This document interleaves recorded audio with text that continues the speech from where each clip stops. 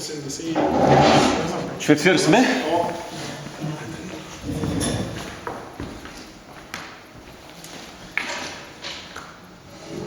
Добре дошли на всички на нашата втора среща от този тип с идеята отново да видим какво се случва в, бих казал, Близкия изток. Най-близкия. Защото Русия и Украина, разбира се, са някакви изключително важни за нас страни. Както направихме в съобщение, ще разчитаме предимно на въпроси. И някак си мисля, че може би акцентът този път ще бъде по-скоро върху политиката, отколкото върху икономиката, защото това, което се очертава поне като коментари през последните месеци, е някакси заглъхване на чисто икономическите коментари за Русия. До голяма степен това е защото от една страна не се сбъднаха прогнозите, включително и на руски експерти, какво ще се случи с руската икономика. Аз мисля, че първо няма достатъчно данни. Данни категорично няма и няма и да има. Да. Но все пак насоките горе-долу известно какво ще стане. Накратко, руската икономика, разбира се, не рухна и тя и няма и да рухне. От това, поне аз което слушах и четох, беше, че може до безкрайност да се поддържа руската икономика, разбира се, с намаляваща технологична съставка, т.е. връщайки се към стари технологии, но може до безкрайност и, разбира се, с падане на жизнения стандарт и преминаване на военни релси, което и се случва в момента. Ако трябва да говорим с някакви числа, все пак, това, което достига до мен, да речем около 47 до 50% е загубата в руския бюджет от традиционните износ на фосилни горива предимно, тъй като основно това разчита руския бюджет на износ на горива. Последните 2 дни това, което слушах като коментари, беше, че пак 40 и няколко процента за първите 2 месеца са спаднали тези приходи. Като това, разбира се, заради загубата на европейския пазар и заради това, че санкциите всъщност действат. Те тръгнаха сравнително късно за енергийния пазар, но работят като енергийната част от бюджета недополучава над 40%, а пък не енергийната част, т.е. обикновените там производства, при тях коментаторите твърдят, че може би някъде между 10 и 20% спада. Като, разбира се, руския брутен вътрешен продукт не е рухнал окончателно, защото има сериозно увеличаване на военните компоненти в него, т.е. това, което спада като обикновено производство, частично се заменя с производството на оръжия и стоки необходими за армията. Да. И понеже виждаме картата тук на екрана, ми се ще тъй като всичко се върти около войната, нали, Русия нападна Украйна, въпреки тяхното твърдение. Между другото, министър Лавров, онзи ден го слушахме в Делхи, обясняваше на залата, предимно индийски бизнесмени и политически дятели, как Русия се опитва да спре тази война, която Украйна е започнала. Точно цитирам дословно. И след последните му думи имаше бурен смях в залата. Това също, ако аудиторията държи, може да го пуснем да го гледаме, но предполагам, че всеки един от вас го е срещнал това нещо. Винаги, поне за мен е важно да вникна в причините за едно нещо. Защо това се случи? Как така стана, че Русия нападна Украйна, която никой не очакваше да го направи? Отговора го дават Джохар Дудаев, Борис Немцов и сума други, които казват, че за да бъде Русия империя, трябва задължително да контролира Украйна. Тоест без Украйна Русия не е империя. Но там нататък, понеже цялата руска държавност е изградена върху идеята за имперскост, то категорично трябва да се контролира Украина. Джохар Дудаев има едно много интересно интервю от първата половина на 90-те години, малко преди да умре, в което описва много точно по какъв начин Русия ще нападне в Украина. Той, разбира се, нямало как да предвиди кога точно, но горе-долу това, което казва той, това се случва. Борис Немцов също има 2015, мисля, че едно интервю, което, преди смъртта му също, в което надълго и на широко описва точно какви са причините Русия. И на митинги в Москва е говорил това също. Нещо пред публика. Това виждаме сега чисто пророчески да бъде. И всъщност това, което в момента се случва, и което е такъв много сериозен екзистенциален проблем, бих казал, за руснаците, е, че си губят идентичността. Те вече я загубиха идентичността, защото модерната руска държава е изградена върху идеята за това, че има русийска нация. Русийската нация, разбира се, е такава не етническа, е събрана най-различни хора. Главната идея на държавата е, че това е държавата, която е победила фашизма, освободила е Европа от нацизма, плюс, че това е военно силни хора, т.е. победители в чисто военен план. И сега това, което се случва в Украина, е точно рухване на тези две неща. Първо, че вече те са в ролята. Тези две неща, бих казал, са митове. Това са класически митове. Да, но всяка една държава така или иначе се поддържа върху някакви митове и точно тези два основни мита за руската държава рухнаха. И в момента руските хора пребивават в един вакуум. Не всички го разбират, разбира се, защото огромната част от руското население разчита на телевизора за новини и за всякаква информация, а по руския телевизор все още се говорят неща, че Украина е нападнала Русия, че Русия не воюва с Украина, воюва с САЩ директно. Запад, колективен така наречен. Руските пропагандисти постоянно тръбят, че на бойните полета не се чува въобще руска и украинска реч от друга страна, само английска и каква ли не, т.е. няма от срещната страна, няма рускоязични войници, а има всякакви други, но... Тук искам да отворя една скоба, подсещаме Жоро. Всъщност, защо се случи така, че Русия изненада всички с военния си, как да кажа, не успех, но с по-слабото си представяне, отколкото смятахме. Нали, втора армия в света ще прегази Украина за 2 дни, образно казано. Първо да се върна, лично аз също казвах, че Русия няма да нападне. Смятах, че Путин ще я души, образно казано, в лапите си, поддържайки това напрежение около границите, защото като има такова напрежение, никой уважава себе си голям бизнесмен, няма да инвестира в тази страна и съответно икономически ще държи в лапите си.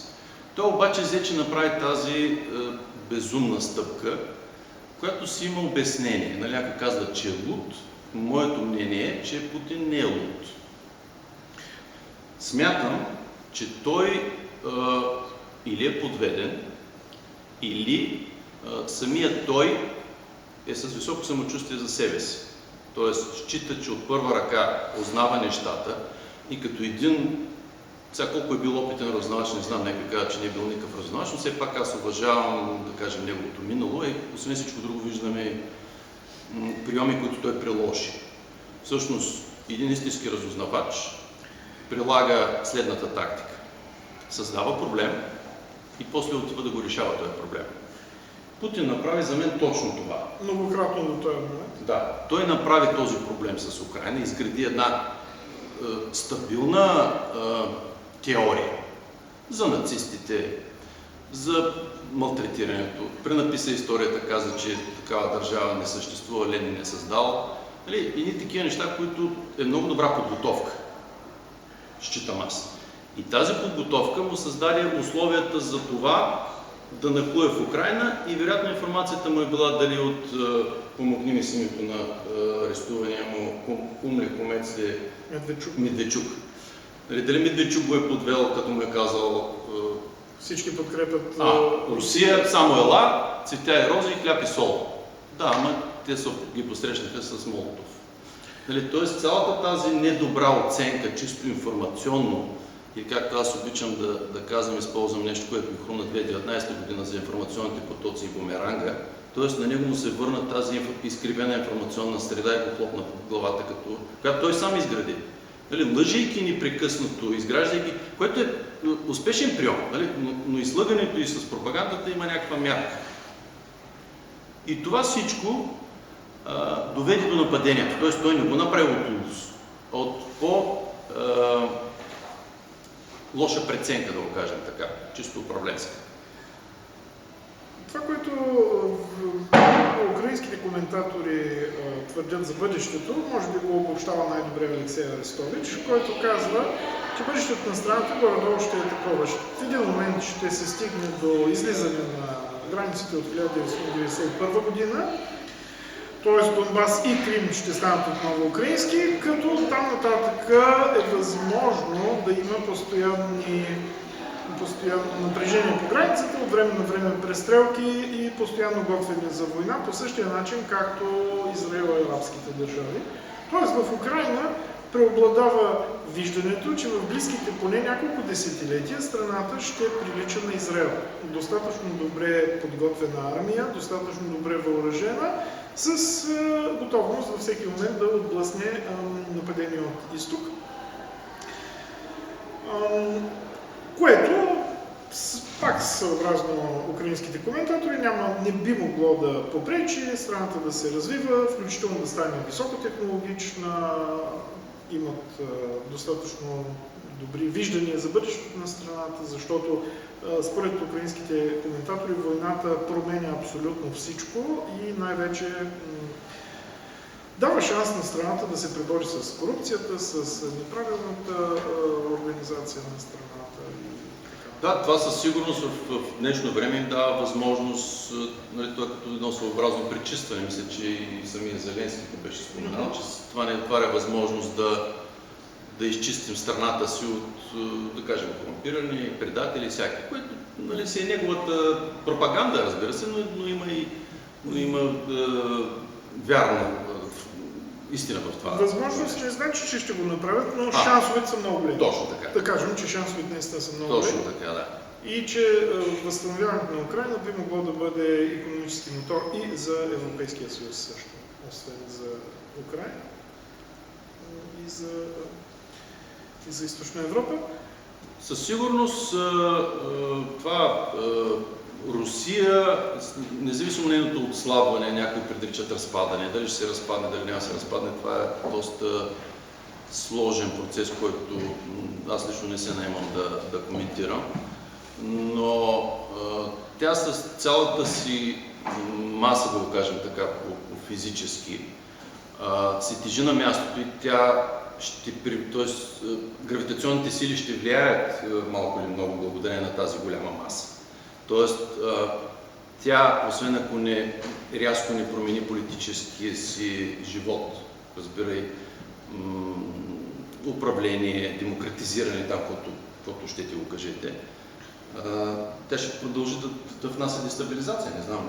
Аз със сигурност, защото е страна, която има доста ресурси, те се търсят, вече ще има достатъчно голям приток на средства отвън и голяма част от руснаците, които гледат бъдещето на страната си, са леко скептични по отношение на това, че би могло нещо да се промени. Главно заради базовите нагласи на руснаците, плюс възможността заради ресурсите да се води много дълго време война. Въпреки че теглото на страната в световната икономика, разбира се, ще продължи да спада, това, което е по-важно е, че има отток на технологии от страна на Русия и повечето от тия, които коментират икономиката на Русия, руснаци, разбира се, твърдят, че бъдещето е някъде между Северна Корея и Иран, като може би по-скоро Иран, отколкото Северна Корея, но с собствени технологии, доколкото въобще би могло да има такива. Като заговоряме за технологии, се сещам Китай. Китай всъщност е големия въпрос в този възъл, да кажем така, заплетен, гордиевски, или както искаме да го наречем все така. Тъй като Китай е в особено състояние сега геополитически, този конфликт, тя наблюдава с много засилено внимание какво точно се случва в Украйна, как руснаците реагират, как украинците реагират, помощта на Запада, чисто технологично и чисто военно. Да речем, видяхме така едни доста успешни оръжия на американците в ръцете на украинската армия, като Джавелин и Стингър. Които са относително стари. Да, защото попиляха бронираната техника на руснаците. В смисъл, оставяха тонове желязо там благодарение на тези Джавели. Това видяхме. Така че, всъщност, това е едната част на страната. Въпрос от публиката, доколкото разбрах. Има? Не, по-късно. Значи, ако има въпроси, да, веднага. Първо, това е дискусия. Второ, и за нас вероятно ще е по-лесно, като има въпроси. Чисто егоистично. Само да продължа секунда. Китай наистина наблюдава какво се случва. И тя го наблюдава по нейни си причини. Знаем там конфликта с Тайван, знаем какви са намеренията, отделно близостта чисто политически, като управление, като начин на управление на обществото. Близки са си Русия и Украйна, като начин на управление. Отделно, конкретно сателитните технологии, огромно предимство на украинската армия, по различни анализатори, пък и според мен също дава сателитната интернет връзка Starlink на Илон Мъск. Това е технология, която живо интересува китайците, защото не знам колко аудиторията се представя, но това в военно отношение е огромно предимство. Руснаците воюват по стария метод от миналия век. С много хора, на тълпи. Живота в Русия никога не е бил ценност, няма и да бъде. Няма технологични нови методи, юруш на маслините и това е. Докато украинците с по-малък ресурс постигат по-висока резултатност именно благодарение на тези технологични възможности. Интернета, между другото, позволява на всички тези, как се казваше това, оператори на дроновете да ги управляват. Защото руснаците много добре знаят, че бомбардирайки инфраструктурата, късайки връзките, това е част от атаката. Да, те късат наземни връзки. Не могат да прекъснат сателитна връзка. И това всъщност е наистина много важен, чисто стратегически въпрос. И Китай това живо ги интересува. И голямата революция, чисто технологично от украинска страна, беше използването на граждански технологии за военни цели. Нещо, което е изключително ефтино, защото... За 5 лева, образно казано, унищожават 5 милиона. Понеже военните... Дори да вземем спътниците, защото един военен спътник трябва да е сертифициран, той е изключително скъп, излиза доста бавно и дори като качество, примерно на снимките, не може да се сравни с частните, които правят по-добри снимки и са доста по-евтини. Още преди няколко месеца един от известните обществени дейци организира сбор на средства, така че да купят един спътник. Купиха някакъв спътник и имаха вече директно информация, чисто украинска, иначе разбира се получават от своите партньори, главно САЩ или също Европейския съюз. Да, захранващи за разузнавателна информация, това е... Но разузнавателната информация, която получава човек директно, не се пак с някакво закъснение, докато тук е директно. Точно.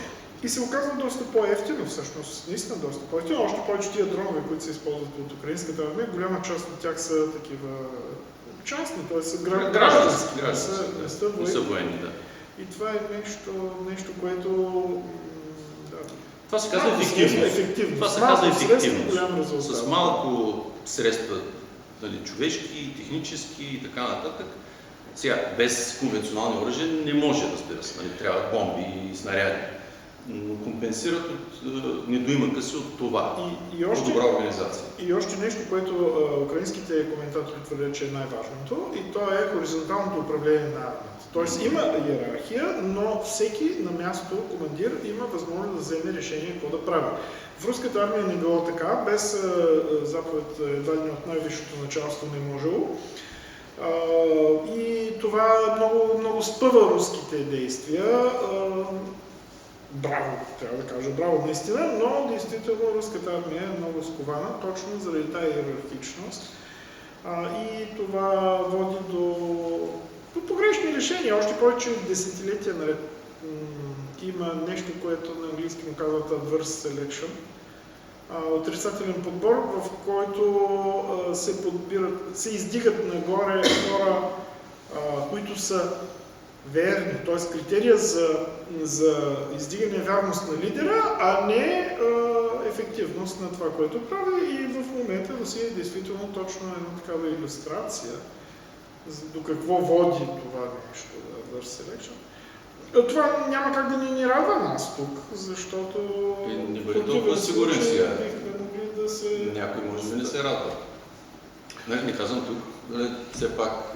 В България ли? В България, да, разбира виждаме противодействие, в смисъл идеите се борят една с друга. И в политиката и навсякъде има една такава нормална крива. Т.е. има едни 10-15%, които, разбира се, искат да бъдат част от Русия. Други още около 30-40% не биха имали нищо напротив. Това е нормално. Макар че мен ми се ще да сложим акцента не на това кой се радва, кой не, а по-скоро какви са обективните обстоятелства. Тоест, чисто прагматично и безпристрастно, независимо, че лично аз няма как да приема как да кажа, такава бруталност за нещо нормално. Нали? Никоя геополитическа причина не оправдава тази бруталност, която извършва Русия. Нали? Това причини много, между другото, някой ще каже, какво са правили Британската империя, какво са правили американците, лошите американци и така. Нали? Има хиляди доводи. Но това първо е било отдавна. И не е случайно, т.е. това отдавна не е празна приказка, защото който действа с стари методи, да се вижда, че Русия действа с стари методи, преди малко казах и начина им на воюване от 80-те години, чисто социалистически, той рискува да загуби битката, която той е започнал. Просто защото технологиите и света се движи напред. Това, че преди 100 години се водили така битки и се водили изобщо войни за земя, сега земята според мен не е такава ценност, каквато е била в 18 век, нали? Прав ли съм? Да, въпреки че искам да се върна малко за Китай, тъй като предстои посещение на Си Цзинпин в Москва, преди няколко дни едно от китайските министерства, което се занимава с териториите, нещо такова, публикува карта на Русия, в която 8 сравнително големи руски града в далечния изток бяха представени с китайски имена. Става дума за Владивосток, Благовещенск, Уссурийск и още няколко. И това е не просто карта, а е карта мостър. Тоест, съобразно тази карта, от тук нататък ще се печатат картите в Китай. И това е директно предявяване на териториални претенции, буквално една седмица преди. Така ти се иска според мен. Не, това е такъв, описва се като класически прием. Дипломатически. Okay. А пък тези претенции ги има отдавна, защото поне доколкото самите руснаци разправят по тия, които знаят китайски, в китайските учебници от край време тези територии биват назовавани с китайски имена. Съответно, имаше преди войната и преди COVID имаше доста екскурзии в далечния изток. Всъщност изцяло от Байкал на изток. И там бяха представени от китайски екскурзоводи на китайски имена. Това се казва така, това се казва наука. Всъщност, провокирайки те, искам да продължа мисълта ти, защото всъщност големия въпрос сега е Китай ще помогне ли открито на Русия или няма да помогне. Защото това е големия ключ за глобалната борба между, да кажем, демократичния свят и недемократичния, да кажем така най-общо. Сега, според мен и според хората, които следят, чета и така нататък, съответно приемам тази теория, прочупена през моите разсъждения, смятам, че Китай и Жоро, той е пример, който даде доказателство за това, т.е. ту погалва с ръка, да го кажа образно, ту вади сопата и казва, виж какво, ако не слушаш много, ето картата, ако използвам метафората с картата. Тоест, ако персонализираме Си Цзинпин и Путин, Си Цзинпин в момента си играе с Путин и му казва, окей, аз съм с тебе, обаче ще получа каквото аз искам, на каквато цена аз искам. Съответно ще го докара до такава ситуация, в която от него ще зависи всичко и ще вземе каквото си иска. Може би територии, не знам. Аз лично съм скептик. Смятам, че територии Китай няма да вземе от Русия, но може да вземе влияние със сигурност. Влиянието вече го иззела, според мен. Плюс засилване на влиянието, това, което твърдят коментаторите, е, че запазването на режима в Москва, който е в момента, дори след евентуално поражение, би било по-изгодно за Китай, отколкото промяна на властта, защото промяна на властта означава или демократизиране на Русия, респективно отдалечаване на Китай. Да. И в двата случая за Китай това е по-скоро минус. От китайска гледна точка. Разбира се, трябва да добавя само за Китай, че стратегията на Китай като държава е имперска, т.е. това е страна, която има териториални спорове с абсолютно всички свои съседи.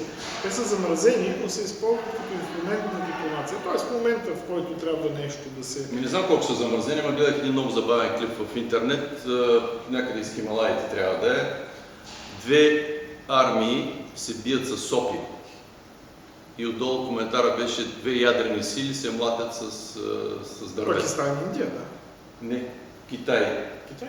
и Индия. Китай и Индия. Това беше преди няколко години, когато китайската армия се опита да строи един път там, а пък индийците трябваше да им попречат. Точно така. Тоест те имат постоянни, това, което Жоро казва, и с Пакистан, и с Индия, за Виетнам войната Китай знае. Тоест това са наистина реални факти, да. Начин на живот, начин на мислене, но това, което си мисля преди няколко дена Китай представи един план, така наречен мирен план за Украина и Русия в 12 точки, от които украинските наблюдатели твърдят, че има все пак нещо много ценно и то е първата точка, а именно, че Китай е за съблюдаване на териториалната цялост на страните. Това е изключително важно, т.е. Китай признава Украина в границите от 1991 година. Разбира се, това послание в никакъв случай не е насочено към Русия и Украина, а е насочено към САЩ, защото това, което се има предвид е, че чрез поддържането на идеята за това, че държавите трябва да са в рамките на международно признатите им граници, Китай дава заявка, че Тайван трябва да бъде част от Народна република Китай, Китайска народна република. И всъщност това е послание, че един вид искаме си да си вземем Тайван. Разбира се, този план в 12 точки е изгоден единствено за Русия, защото всяка от точките му буквално